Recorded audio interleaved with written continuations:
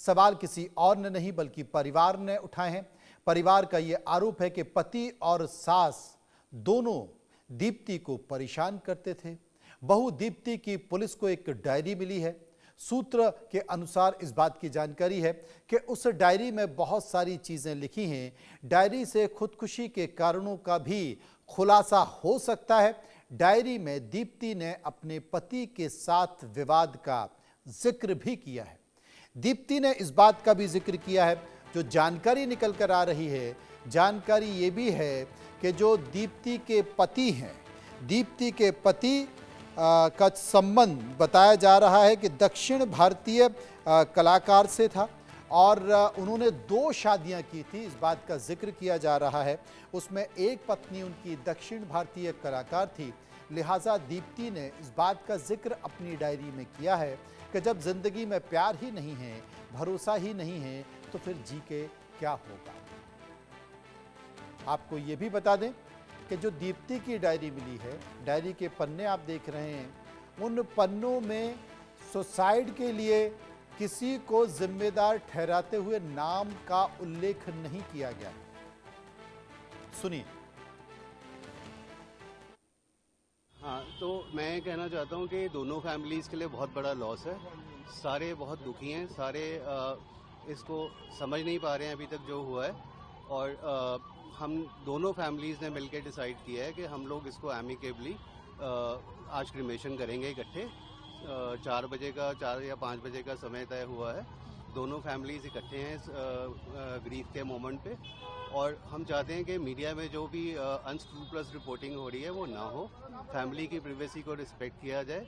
Family को बहुत नुकसान हुआ है इस घटना से। देखिए हम इन्वेस्टिगेटिंग एजेंसीज नहीं हैं। जो सुसाइड नोट सीज किया है वो पुलिस ने किया है। मुझे भी जो जानकारी मिली है वो मीडिया के चैनल से मिली है that there is nothing which is against anyone in the suicide note in particular. So we even don't know what is the cause of the suicide. She was under some kind of anxiety probably. तभी ये सब हुआ है। और इसी खबर पर बात करने के लिए आदित्य वधावन इस वक्त हमारे साथ मौजूद हैं। आदित्य, ये कहा जा रहा है कि जो दीप्ति के पति हैं उन्होंने 2 शादियां की थी। इस बात को लेकर दीप्ति बहुत परेशान थी।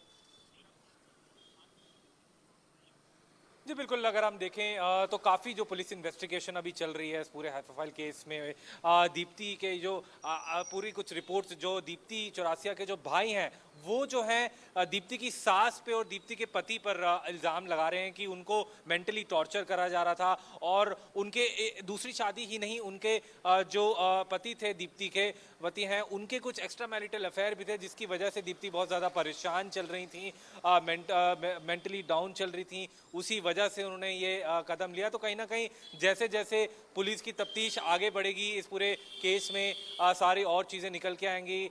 देखने वाली बात होगी यहाँ से कि क्या यहाँ से कोई अरेस्ट दिल्ली पुलिस करती है या नहीं, जैसे जैसे इन्वेस्टिगेशन आगे जाती है। क्योंकि ये एक हाई प्रोफाइल केस है। कमला पसंद के जो ओनर हैं उनके बेटे इसमें इन्वॉल्व हैं। और कहीं ना कहीं सास का भी जो ये क्योंकि दिल्ली पुलिस जो इस समय है मल्टीपल एंगल से इस पूरे मामले की जांच कर रही है। अब देखने वाली बात होगी यहाँ से कि किस तरह के क्या क्या और चीज़ें निकल के आती हैं। क्या ऐसी भी कुछ बातें निकल के आ रही हैं कि वो मारते पीटते थे दीप्ति को। तो कहीं ना कहीं बहुत हर तरह के एक मल्टीपल एंगल से यहाँ बात चल रही है। और देखने वाली बात होगी कि किस दिशा में आदित्य रहें आप हमारे साथ रहें। एक महत्वपूर्ण बयान हम अपने दर्शकों को सुनवाना चाहते हैं। असल में मृतक दीप्ति चौरसिया के जो भाई हैं, भाई का ये आरोप है कि शादी के बाद दीप्ति का पति मारता था। दीप्ति के पति के एक्स्ट्रा मैरिटल अफेयर थे, जिस बात का जिक्र आदित्य भी कर रहे हैं। दीप्ति के पति की दूसरी पत्नी से एक बच्ची भी है। इस बात का आरोप दीप्ति के भाई ने लगाया है। दीप्ति को ससुराल वाले हमेशा टॉर्चर किया करते थे। सुनिए दीप्ति के भाई ने क्या कहा। उनका शादी हुआ था 2010 में। हम लोग कैलकाटा के रहने वाले हैं जी। तो हार्पिक चौरसिया से बहुत झगड़ा, अब्यूज़ ये सब करते थे सालों से। उनका आउटसाइड ऑफ दिस मैरिज उनके दूसरा मैरिज भी थी। Tanisha Singh south Indian actress है, बट था उसके एक इलीगल डॉटर भी थी मुंबई में। हम लोग को बाद में पता चला, बहन को लेके हम लोग वापस आ गए थे कैलकाटा में। उसके बाद इन लोगों ने हाथ जोड़ के बोला कि इनके घर वालों ने कि हम लोग बेटी बना के ले जा रहे हैं, इसको सही सलामत रखेंगे। उसका केस चला, वो उधर पे लड़ते रहे, हम लोग को दबाते रहे। हम लोग ने कुछ नहीं कर पाया उस समय, लेके फिर बहन को चल गए। बहुत मारते पीटते भी थे इसका अर्पित और उसकी मदर। फिर उसके बाद लेके आए, फिर यहाँ पे कुछ साल ठीक रहे। वो लोग खिला पिला के डिवोर्स वहाँ से दिलवाए, उधर से इलीगल डिवोर्स है। उसकी एक बेटी भी है, बॉडी चौरसिया, इलीगल बेटी है मुंबई में। फिर उसके बाद है वो इधर रहने लगी। फिर उसके बाद फिर से उसका इलीगल अफेयर्स फिर से शुरू हुआ। फिर बहन को पिछला साल हम लोग ने बुला, अपने पापा का हार्ट स्ट्रोक का ब्रेन स्ट्रोक हो गया इस चक्कर में। पापा कोमा में थे, बहन बोली कि फिर से ही कर रहा है। फिर हम लोग घर पे ले आए।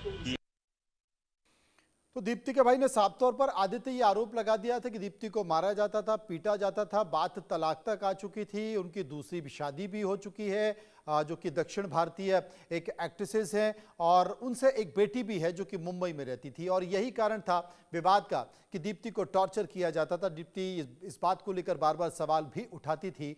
तो भले ही जो डायरी है, जैसा कि सूत्रों के हवाले से बताया जा रहा है कि कोई नाम नहीं है उस डायरी में, लेकिन जिम्मेदार पति को और पति के माता पिता को ही ठहराया जा रहा है दीप्ति के परिवार के द्वारा। जी बिल्कुल, वो जो आपने बिल्कुल ठीक कहा, आपने जो जिक्र है जो डायरी में उन्होंने लिखा है, किसी का नाम जिक्र नहीं करा।